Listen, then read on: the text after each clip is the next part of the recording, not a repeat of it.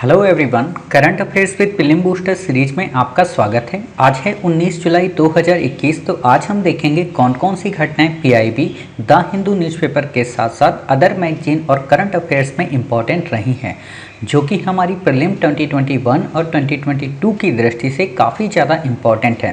तो चलिए शुरू करते हैं। जैसा कि आप देख रहे हैं, आज है 19 जुलाई 2021। तो आज हम देखेंगे पीआईबी के साथ साथ हिंदू न्यूज़पेपर और अदर मैगजीन में कौन कौन सी घटनाएं इंपॉर्टेंट रही हैं। आज का जो हमारा पहला आर्टिकल है वो है स्थगन प्रस्ताव को लेकर। हाल ही में लोकसभा में शिरोमणि अकाली दल के एक नेता ने लोकसभा में स्थगन प्रस्ताव लाने का फैसला किया। तो ये तो आपसे नहीं पूछेगा कि कौन लाया कौन नहीं लाया, आपसे ये जरूर क्वेश्चन पूछा जा सकता है कि स्थगन प्रस्ताव क्या होता है और इसकी क्या सीमाएं हैं। जब हम इसे पढ़ लेंगे तो इससे संबंधित पूरी जानकारी आपको कवर हो जाएगी।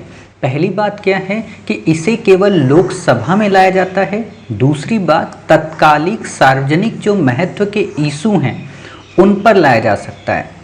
दो बातें यहाँ पे ध्यान देना। आपसे क्वेश्चन पूछा जा सकता है क्या इसे राज्यसभा में लाया जा सकता है, तो नहीं, इसे राज्यसभा में नहीं लाया जा सकता। इसे केवल लोकसभा में लाया जा सकता है, और वो भी तब जब वो इशू कोई तत्कालिक सार्वजनिक महत्व का हो, ठीक है, और एक निश्चित मामले पर सदन का ये ध्यान आकर्षित करने के लिए प्रस्तुत किया जाता है। कई बार यूपीएससी ने आपसे प्रीलिम में क्वेश्चन पूछा है और एक लाइन में ही पूछा है कि स्थगन प्रस्ताव से आशय है, तो आप बता देंगे सार्वजनिक महत्व का मामला, ठीक है। तो इतनी बातें आप समझ के चलिए। दूसरी बात क्या है कि इसमें सरकार के खिलाफ निंदा का प्रस्ताव शामिल होता है, इसलिए राज्यसभा को इस उपकरण का उपयोग करने की अनुमति नहीं है। आपको अच्छे से पता है कि जो कार्यपालिका है वो किसके प्रति उत्तरदायी होती है, लोकसभा की, जो मंत्रिपरिषद है वो किसके प्रति उत्तरदायी होती है, लोकसभा के। तो लोकसभा ही तो सरकार होती है रियलिटी में, तो इसीलिए राज्यसभा पर इस पर डिबेट नहीं होती। क्लियर? तो आपको ये बातें क्लियर हो गई, इससे ज़्यादा आपको इसमें नहीं पढ़ना है। फिर बात आती है ये करता क्या है, ये सदन के सामान्य कार्य को बाधित करता है। सिंपल सी बात, अगर कोई इशू चल रहा है पहले से, अचानक हमें पता चला कि ये इम्पॉर्टेंट इशू आ गया है। इम्पॉर्टेंट इशू जैसे इसी में मान लेते हैं एग्रीकल्चर की बात कर रहे हैं, तो जो इशू चल रहा था उसको तो रोक दिया जाएगा ना, और इस इशू को वहाँ पे ले आया जाएगा। तो ये क्या करेगा, एक तरीके से सामान्य कार्यवाही को बाधित करेगा, ठीक है। इम्पॉर्टेंट जो बात अगली है वो ये कि इसे स्वीकार करने के लिए 50 सदस्यों के समर्थन की आवश्यकता है। मतलब आप इसे ऐसे ही नहीं ला सकते कि हाँ हमारा मन हुआ कि हम स्थगन प्रस्ताव सदन में लाना चाहते हैं, तो ऐसे नहीं ला सकते। आपको कम से कम 50 मेंबर को तैयार करना पड़ेगा कि बाबूजी हम एग्रीकल्चर के खिलाफ ये कानून स्थगन प्रस्ताव लाने जा रहे हैं, तो आप एक काम करो, हमारा साथ दे दो, ठीक है। तो 50 सदस्य। अब यहाँ पे कई बार क्वेश्चन घुमाता है कि 1/3 मेंबर, 2/3 मेंबर, या 20 सदस्य, या 100 सदस्य, है ना, या 1/10 सदस्य। तो आपको याद रखना है, नहीं भाई ये कुछ नहीं है, केवल और केवल 50 सदस्यों की बात यहाँ पे की जा रही है। अब इम्पोर्टेंट एक और बात कि इसे किन किन इशूज़ पर नहीं लाया जा सकता है, ठीक है। पहला इशू है कि जिस मामले पर चर्चा की जानी है वह मामला निश्चित होना चाहिए, अर्थात उसमें तथ्य होने चाहिए, तो ही आप ला सकते हो। अगर उसमें तथ्य नहीं है, हवाबाजी है, कोई मामला निश्चित नहीं है, तो आपको लाने की परमिशन नहीं है, यानी कि उसे हम स्थगन प्रस्ताव के अंतर्गत नहीं लाएंगे। दूसरी बात कि मामला अविलंबित होना अनिवार्य है। अविलंबित का मतलब कि इसे टाला ना जा सके, इसे तुरंत करना आवश्यक है, क्योंकि अगर इसको हम नहीं सुनेंगे तो फिर बहुत चीज़ें अधूरी रह जाएंगी, ठीक है। यानी जो सदन में चला आ रहा है उस पर चर्चा नहीं की जा सकती। यहाँ पे दो बातें हैं, एक तो मामला अविलंबित होना चाहिए, जो मैंने पहले आपको बताया कि तात्कालिक होना चाहिए, ठीक है। विलंब का मतलब होता है देर, अविलंब का मतलब होता है तुरंत, विलंब का उल्टा ही है अविलंब, ठीक है। तो तत्कालिक होना चाहिए, जो हमने आपको पहले बता दिया। दूसरी बात क्या है कि अगर मान लो उसी इशू पर, कृषि पर, अगर पहले से ही वहाँ पे चर्चा हो रही है, तो आप इसे स्थगन प्रस्ताव के माध्यम से नहीं ला सकते। सिंपल सी बात है, अगर पहले से ही घर में वो बातें चल रही हैं तो हम उस पर क्यों नया अपना मुद्दा छेड़ेंगे जाके, ठीक है। तीसरी जो यहाँ पे खास बात है वो ये कि लोक महत्व का बहुत ही महत्वपूर्ण मामला होना चाहिए। मतलब ऐसा नहीं है कि मामला तो है बट इतना इम्पोर्टेंट नहीं है जितना आप बताना चाह रहे हो। जैसे एग्रीकल्चर का इशू बहुत बड़ा इशू है क्योंकि इससे देश के किसानों के लाभ और हानि दोनों जुड़े हुए हैं, तो इसलिए ऐसा प्रस्ताव लाया जा सकता है, अन्यथा इसके अलावा नहीं लाया जा सकता। ठीक है। चौथा जो पॉइंट है वो है कि हाल ही में घटित कोई घटना हो, मतलब जो इशू होना चाहिए वो करंट अफेयर्स का होना चाहिए। ऐसा नहीं है कि आप 2 वर्ष पुराना इशू उठा लें कि जीएसटी आप क्यों लाए या आपने नोटबंदी क्यों की, तो इस पे बात नहीं होगी। ठीक है। विशेषाधिकार से संबंधित मामला नहीं होना चाहिए, मतलब ऐसा नहीं है कि आप किसी भी जो सांसद है या किसी भी जो मंत्री है उसके प्रिविलेजेस के राइट को वायलेट करता हो, ऐसा इशू नहीं होना चाहिए। ठीक है। न्यायालय में विचाराधीन मामला नहीं होना चाहिए। अब हो सकता है कि एग्रीकल्चर पर न्यायालय अपनी सुनवाई कर रहा हो और इधर आप कह रहे हो नहीं साहब डिबेट कर लो, तो कौन डिबेट करेगा? सिंपल सी बात है कि जब हम उस पर सोच रहे हैं और आप हमसे कह दो कि नहीं भाई साहब डिबेट करिए, तो डिबेट नहीं हो सकती ना। तो वही चीज़ है। तो इतनी बातें क्लियर हुई। लास्ट यहाँ पे पॉइंट है कि मामला जो हो उसके लिए भारत सरकार प्रत्यक्ष और अप्रत्यक्ष रूप से जिम्मेवार हो। ऐसा नहीं है कि ये मामला जो हो इसमें राज्य सरकारें जिम्मेवार हों। राज्य सरकार के मामले पर आप लोकसभा में चर्चा नहीं करेंगे, उसके खिलाफ आप स्थगन प्रस्ताव नहीं लाएंगे। आप भारत सरकार अगर होगी तो ही आप ला सकते हैं। ठीक है। इससे ज़्यादा आपको यहाँ पे नहीं पढ़ना है। अगला आर्टिकल जो हमारा है वो साउथ अफ्रीका है, यानी कि दक्षिण अफ्रीका। वैसे ये जो करंट में घटना हुई है इसलिए इम्पोर्टेंट नहीं है, बट आपके लिए इम्पोर्टेंट इसलिए हो जाता है क्योंकि आपसे कर्क रेखा, मकर रेखा और आपकी विषुवत या भूमध्य रेखा, इस पर क्वेश्चन पूछा जा सकता है, तो इसलिए इम्पोर्टेंट है। ठीक है। तो हम देख लेते हैं करंट में घटना क्या रही, क्योंकि यहाँ पे लगभग हिंसा हुई, लूटपाट हुई, तो लगभग 70 से ज़्यादा अफ्रीकी लोग मारे गए अफ्रीका में ही। ठीक है। तो इम्पोर्टेंट ये हो जाता है कि साउथ अफ्रीका कहाँ पड़ता है, कर्क में कि मकर में। तो आपको पता होना चाहिए कर्क रेखा में नहीं पड़ता, विषुवत रेखा में नहीं पड़ता, ये मकर रेखा में पड़ता है। ठीक है। और मकर रेखा में अफ्रीका महाद्वीप के कई सारे कंट्री पड़ते हैं, जिसमें साउथ अफ्रीका है, नामीबिया है, बोत्सवाना है, मोजाम्बिक है और मेडागास्कर है। क्लियर। तो आपको ये 5 कंट्री का नाम पता होना चाहिए और 5 की लोकेशन एक बार हम दिखा देते हैं। तो जैसे ये हमारी प्यारी पृथ्वी है, प्यारी पृथ्वी में प्यारा भारत, प्यारे भारत से हम गए वेस्ट की ओर, और वेस्ट में जब हम जाएंगे तो हमें ये मिलेगा साउथ अफ्रीका नीचे, ये नामीबिया, ये बोत्सवाना, ये जिम्बाब्वे, ये मोजाम्बिक और ये आपका मेडागास्कर। अब प्रश्न उठता है कि ये कर्क रेखा में कि मकर रेखा में, तो एक बार हम आपको दिखा देते हैं। ठीक है। कर्क रेखा हम बना के आपको दिखा देते हैं ताकि आपको चीज़ें पता रहें। क्लियर। तो जैसे कि आप ये देख रहे हैं इस समय मैप में हमने आपके लिए कर्क रेखा बना दी। तो इक्वेटर का मतलब क्या होता है, भूमध्य रेखा। मकर रेखा किसे कहते हैं, कैप्रिकॉर्न को। ठीक है। ऊपर क्या है, कर्क रेखा। तो आपको पता है कि कर्क रेखा में तो नहीं आता है, तो कर्क रेखा हम देखेंगे भी नहीं, हम मकर रेखा को देखेंगे और इसे जूम करते हैं। ठीक है। इतना भी ज़्यादा नहीं करते हैं, मतलब थोड़ा सा करते हैं। तो अब आप देखिए, आपको दिख रहा है नामीबिया से ये येलो कलर की लाइन जा रही है, बोत्सवाना से भी जा रही, और यहाँ ऊपर अफ्रीका से भी ये देखो जा रही है। क्लियर। अफ्रीका के साथ साथ में ये आपकी मोजाम्बिक से भी होकर जा रही और लास्ट में मेडागास्कर को भी टच कर रही। सिंपल सी बात है, Madagascar, Mozambique, south Africa, Botswana और नामीबिया, यहाँ से होकर ये लाइन जाती है मकर रेखा। क्लियर। अब आप कमेंट बॉक्स में एक आंसर का जवाब देंगे कि साउथ अमेरिका का मतलब दक्षिणी अमेरिका, यहाँ से कौन कौन से ऐसे देश हैं जो मकर रेखा को टच करते हैं। ठीक है। जहाँ से मकर रेखा होकर गुजरती है, तो आप इसको कमेंट बॉक्स में पिन करके हमें बताइए। क्लियर। तो इतनी बातें आप समझ गए। चलिए, इतनी लोकेशन क्लियर हो गई। और यहाँ पे 2-3 बातें और दिखा दें। ये जो है ये हिंद महासागर है, और ये जो है ये अटलांटिक महासागर है, और ये जो साउथ अफ्रीका है ना, इसी के नीचे ये जो क्षेत्र है इसको बोलते हैं केप ऑफ गुड होप। क्यों? क्योंकि यहीं पे बार्थोलोम्यू डियास पहली बार आया था, और उसके बाद वास्को डी गामा आया था, और उसको लगा था यहाँ से जाने में हम भारत की ओर पहुँच जाएंगे। और यहाँ पे एक सिटी है केप टाउन, तो ये याद रखना, यहाँ की कुछ इंपॉर्टेंट सिटी हैं केप टाउन। ठीक है। बाकी आपको यहाँ पे कुछ भी याद रखने की ज़रूरत नहीं है। हाँ, एक कंट्री छोटा सा और है इसी में, लेसोथो, जो कि पूरी लैंडलॉक कंट्री है, ठीक है। बाकी आपको यहाँ पे नहीं याद रखना है। चलिए, इतनी बातें हो गई।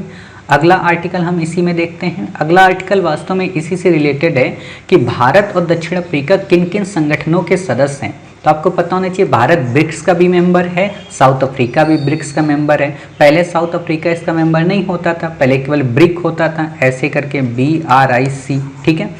इप्सा में भारत, ब्राज़ील और साउथ अफ्रीका तीनों देश हैं, ऐसे का मतलब साउथ अफ्रीका। G20 में भी साउथ अफ्रीका और भारत हैं। इंडियन ओशियन रिम एसोसिएशन यानी कि हिंद महासागर रिम एसोसिएशन में भी भारत और साउथ अफ्रीका हैं, और WTO में भी, ठीक है। आपसे इंटरव्यू में ऐसे क्वेश्चन बहुत पूछता है कि किसी भी 4 संगठन के नाम बताइए जिसमें भारत और साउथ अफ्रीका हो, तब वहाँ पे मुंह से यही निकलता है सॉरी सर। तो आपको अच्छे से पता है सॉरी का वहाँ पे क्या दंड होता है, ठीक है। देखो, कुछ चीज़ें हैं जो हमें पता ही होनी चाहिए। आखिरकार आप देश के IAS बनने जा रहे हैं, तो आपको ये 4 चीज़ें बेसिक नहीं पता होंगी तो इंटरव्यू पैनल वाले को क्या लगेगा, आप कितनी भी पोथी पढ़ के गए हों, उससे क्या मतलब, ठीक है।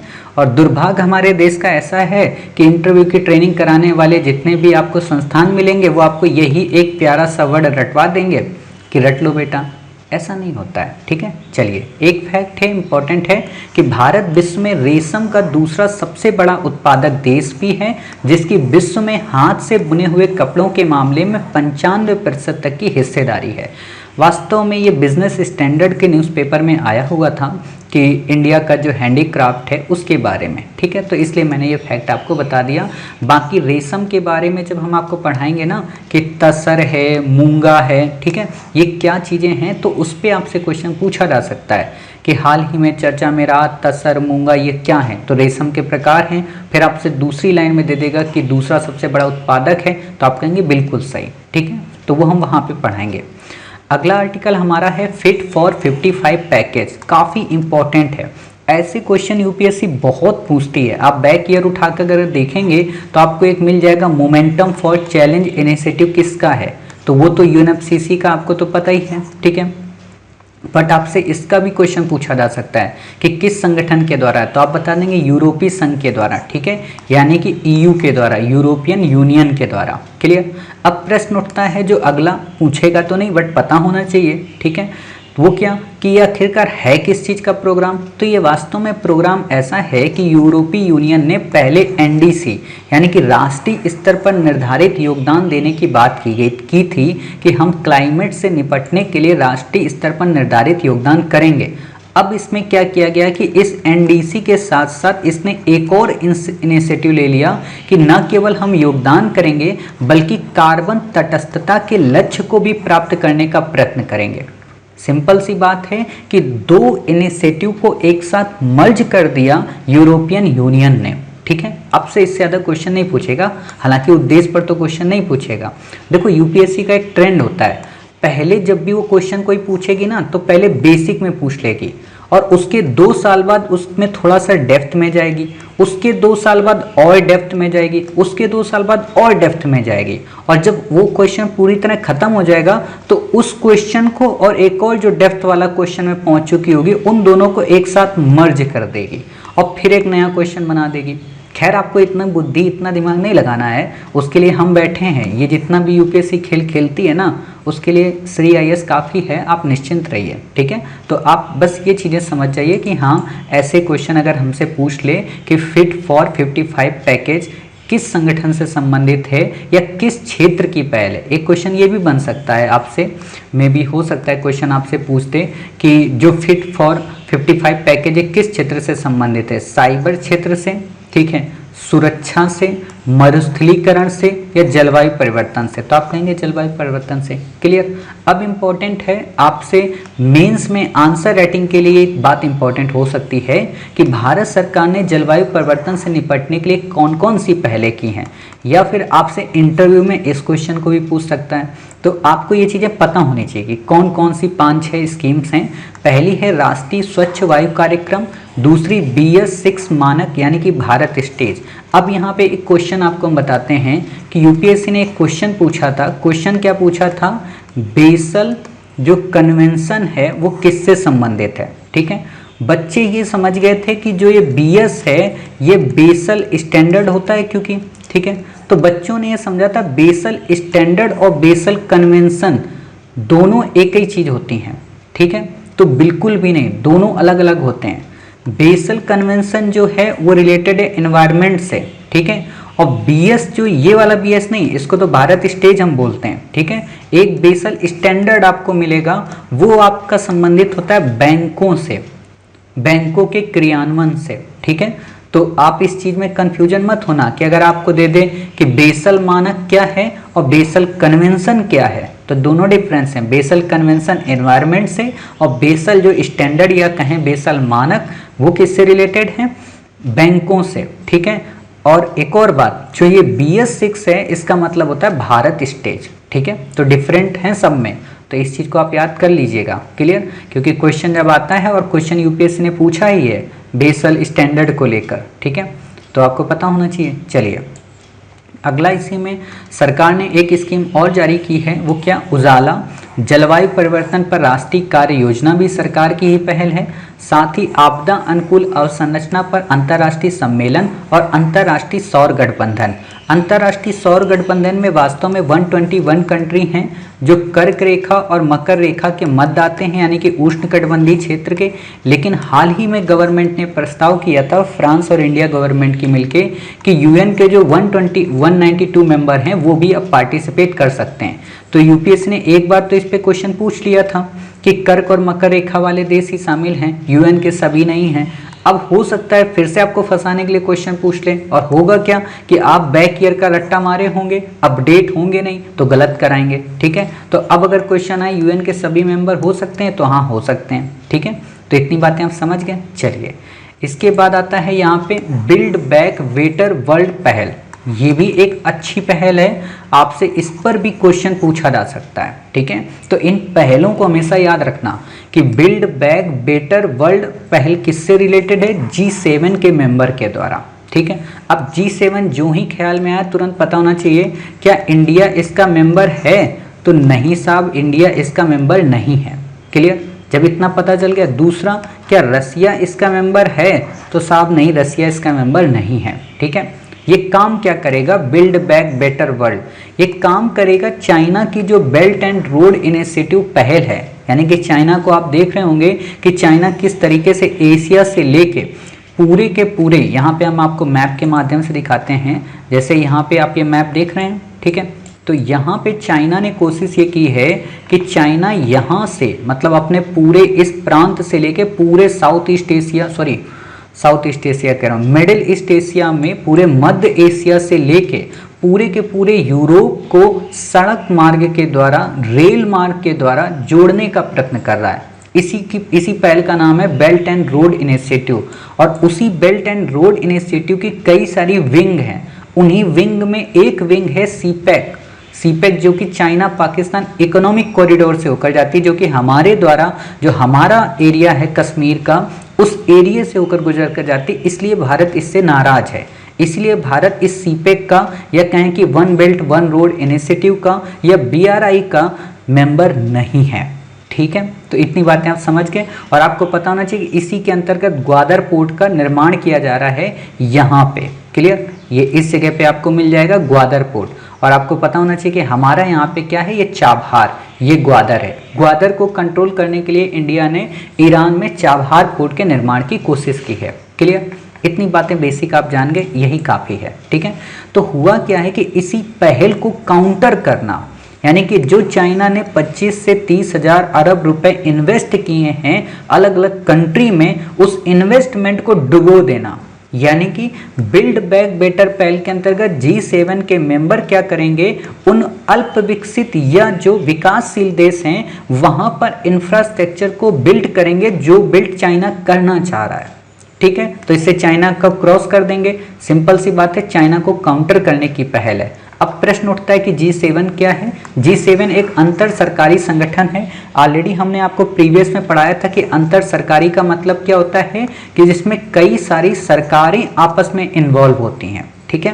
1975 में गठन हुआ था। क्या इसका कोई हेडक्वार्टर है? नो, इसका कोई हेडक्वार्टर नहीं। क्या कोई इसका डॉक्यूमेंट है? कॉन्स्टिट्यूशन है? तो नहीं, इसका कोई डॉक्यूमेंट, कोई कॉन्स्टिट्यूशन नहीं। अब जब कॉन्स्टिट्यूशन ही नहीं होगा, कोई हेडक्वार्टर ही नहीं होगा, तो गैर बाध्यकारी होगा इसके जो डिसीजन होंगे, ठीक है। तो इतना आपको याद रखना, इंडिया इसका मेंबर नहीं है और ना ही रसिया। प्रश्न उठता है कौन कौन मेंबर हैं, आपसे क्वेश्चन पूछा जा सकता है, क्योंकि इस बार यूपीएससी ने G20 पे क्वेश्चन पूछा है, तो आपको मेंबर पता होना चाहिए। G7 के यूके है यानी कि यूनाइटेड किंगडम, ब्रिटेन, कनाडा है, फ्रांस है, जर्मनी है, इटली है, जापान है और यूएसए है। क्लियर। एक बार हम मैप के माध्यम से इन चीज़ों को दिखा देते हैं ताकि ये चीज़ें आपको हमेशा के लिए याद बनी रहें। कारण ये होता है कि जब तक हम मैप नहीं देखते ना तब तक चीज़ें याद नहीं रहती हैं, और एक बार अगर हम मैप देख लें तो वो चीज़ें याद हो जाती हैं, ठीक है। तो एक बार हम फटाक से आपको दिखाते हैं, तो आप ये देख सकते हैं, ये है फ्रांस हमारा, ठीक है। फ्रांस हमारा क्या मतलब फ्रांस का ही है, ये फ्रांस, ये जर्मनी है आपका, ये यूनाइटेड किंगडम है। क्लियर। यूनाइटेड किंगडम के बाद हम गए नॉर्थ अमेरिका यानी कि कनाडा और यूएसए, 2 ये मिल गए और 3 वो, 3 2 5 हो गए आपके। यहाँ पे फिर आपको कौन मिला? ये जापान। क्लियर। 5 और ये 1 आपका 6 हो गया। अब कौन यहाँ पे बच रहा है आपका? देखिए 1 मिनट, फ्रांस हो गया, कनाडा हो गया, जर्मनी, ओहो इटली हमारा रह गया बेचारा, नाराज हो गया होगा कि आप हमारे यहाँ से गए और हम ही को नहीं देखे। ये देखिए, ये इटली महाशय हैं, ठीक है। मेडिटेरियन सी से टच करते हैं। क्लियर। अब आप हमें कमेंट बॉक्स में 2 बातें बताएंगे। 2 बातें क्या बताएंगे कि आप नहीं बता सकते, खैर कोई बात नहीं। अच्छा, अब दिखाई पड़ गया कि एड्रियाटिक सी यहाँ पे है, तो क्या पूछना उस चीज़ में, ठीक है, खैर कोई बात नहीं। हाँ, आप मुझे एक क्वेश्चन का जवाब देना कि जिब्राल्टर जो जल संधि है वो किन 2 महासागरों को जोड़ती है, ठीक है। तो आप ये हमें बताना, ठीक है, महासागर या सागरों को आपस में जोड़ती है, ये आप कमेंट बॉक्स में बताना। क्लियर।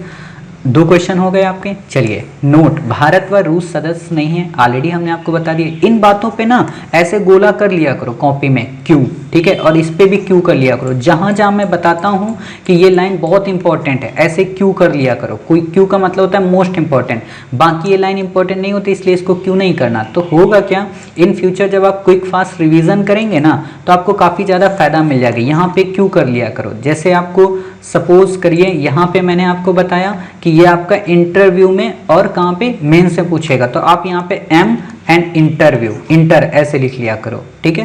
तो आपको चीज़ें पता रहेंगी कि ये प्रीलिम के लिए इंपॉर्टेंट नहीं है, ठीक है। बाकी इसका डेप्थ जब आएगा तो प्रीलिम में पढ़ाएंगे ही, हम पढ़ाएंगे, ठीक है। चलिए, इतनी बातें हो गई। अब यहाँ पे आता है, वो तो हो ही है, मैंने बता दिया, किसान सारथी मंच। किसान सारथी मंच हाल ही में चर्चा में रहा है अभी, तो कल ही अभी इसे लॉन्च किया गया है, पीआईबी में घटना थी। तो ये डिजिटल प्लेटफॉर्म है जहाँ पे किसानों को सभी जानकारी आसानी से मुहैया कराई जाएंगी कि कैसे आपको बीज मिलेगा, कैसे सरकार की योजनाओं को आपको लाभ लेना है। बाकी आपको नहीं याद रखना है। इंपॉर्टेंट है ग्लोबल जेंडर गैप रिपोर्ट, काफ़ी ज़्यादा इंपॉर्टेंट है। क्यों? क्योंकि इसे वर्ल्ड इकोनॉमिक फोरम के द्वारा जारी किया गया है। पहली बात, क्यों जारी किया गया? क्योंकि हाल ही में अभी चर्चा में क्यों है, क्योंकि अभी हाल ही में क्या हुआ है कि संसद में महिला आरक्षण विधेयक पर फिर से चर्चा शुरू हो गई है कि जो 33% आरक्षण की बात है उसको देने की बात की जा रही है। बट वही बात है कि ग्लोबल जेंडर गैप रिपोर्ट का हवाला देते हुए जो विपक्ष के नेता थे उन्होंने बताया कि साहब अभी हाल ही में जो ग्लोबल जेंडर गैप रिपोर्ट जारी हुई है तो उसमें बताया गया है कि इंडिया में जो पॉलिटिकल एम्पावरमेंट को लेकर वुमेन के प्रति जो लीडर्स का अप्रोच है वो घटा है। पहले 2019 में क्या था कि लगभग 23.1% महिलाएं मिनिस्टर्स थीं, बट अब वो 2021 में 9.1% रह गई हैं। आपको अभी पता होगा अभी हाल ही में मंत्रिमंडल का चेंज हुआ है, पूरी की पूरी मंत्रिमंडल चेंज किया गया है, तो उसी से रिलेटेड ये क्वेश्चन बन गया है, ठीक है। तो आपसे बस यही क्वेश्चन पूछेगा। रही बात वुमेन एम्पावरमेंट में, तो आप इसको ऐसे में यूज कर सकते हैं, वुमेन से रिलेटेड कोई भी प्रश्न आएगा उस पर आप यूज कर सकते हैं, ठीक है। अब प्रश्न उठता है लास्ट में कुछ वही 2 बातें जो हम आपको बताते हैं कि मेंस में काम आ जाएंगी और इंटरव्यू में काम आ जाएंगी। एजुकेशन से रिलेटेड भारत सरकार ने जिन पहलों को शुरू किया तो उनको हमने एक साथ यहाँ पे लिपिबद्ध कर दिया। एक तो है नई राष्ट्रीय शिक्षा नीति, निष्ठा प्रोग्राम, दीक्षा प्रोग्राम। दीक्षा और निष्ठा ये वास्तव में शिक्षकों से रिलेटेड है। समग्र शिक्षा अभियान, ठीक है। स्वयं पोर्टल पे यूपीएससी ने प्रीलिम में क्वेश्चन ही पूछा था 2014 में जब आया था। एकलव्य मॉडल स्कूल के ट्राइबल कम्युनिटी के लिए है। राष्ट्रीय नवाचार दूध प्रशिक्षण कार्यक्रम, वास्तव में इसे ही अभी फिर से नया जारी किया गया है, पीआईबी में था तो इसलिए इंपॉर्टेंट है। समग्र शिक्षा अभियान में वास्तव में 3 कंपोनेंट हैं। सर्व शिक्षा अभियान जिसमें शामिल होता है सब पढ़ें सब बढ़ें, ठीक है, तो इन चीज़ों को शामिल किया गया। लास्ट है हमारा इसमें एग्रीकल्चर से रिलेटेड ऐसी ही कुछ पहले, जिसमें प्रधानमंत्री कृषि सिंचाई योजना, परंपरागत कृषि विकास योजना, मृदा स्वास्थ्य कार्ड योजना, प्रधानमंत्री फसल बीमा योजना, और फिर आपकी 2 स्कीम और हैं। कौन कौन सी? 3 हैं, 4 मतलब पीएम किसान संपदा योजना, राष्ट्रीय कृषि बाजार यानी कि ई-नैम, राष्ट्रीय कृषि विकास योजना, प्रधानमंत्री अन्नदाता आय संरक्षण स्कीम, और एक और है कुसुम योजना, ठीक है, पीएम कुसुम। अब आपको लग रहा होगा सर कैसा क्वेश्चन आएगा मेंस में, कम से कम बता तो दो। तो एक बार यूपीएससी ने आपसे क्वेश्चन पूछा है कि भारत सरकार द्वारा गरीबी को समाप्त करने के लिए कई सारी पहलें की गई, लेकिन अभी भी गरीबी पूरी तरह से भारत से समाप्त नहीं हो पाई है। इसके संदर्भ में आप कुछ व्यवहारिक उपाय सुझाएं, ठीक है। अब इस प्रश्न को आप कैसे करेंगे? जब तक भारत सरकार की वो पहले आपको नहीं पता होंगी तब तक कैसे कर पाएंगे? सपोज करो इसी में यूपीएससी ने एक क्वेश्चन बना दिया, हालांकि ऐसे क्वेश्चन हम आपको जब 10 अक्टूबर के बाद 12 अक्टूबर से मेंस टेस्ट सीरीज शुरू होगी तो वहां कवर कराएंगे कि भारतीय कृषि क्षेत्र को सुधारने के लिए भारत सरकार के द्वारा आज़ादी के बाद से कई सारी पहलें शुरू की गई हैं, लेकिन अभी भी कृषि क्षेत्र में उतनी उन्नत नहीं हो पाई जितनी उन्नत होनी चाहिए। साथ ही हम इसमें कई सारे आंदोलन भी देखते हैं। उपयुक्त कथन के संदर्भ में विवेचना करें, ठीक है।